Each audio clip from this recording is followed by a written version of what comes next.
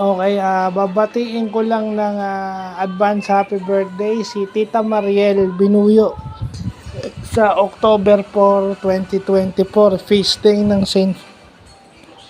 pa ng Saint Francis, no? Foundation day ng Saint Francis and also feast day ni Saint Francis of Assisi. So, Tita, napadaan lang para bumati ng happy birthday.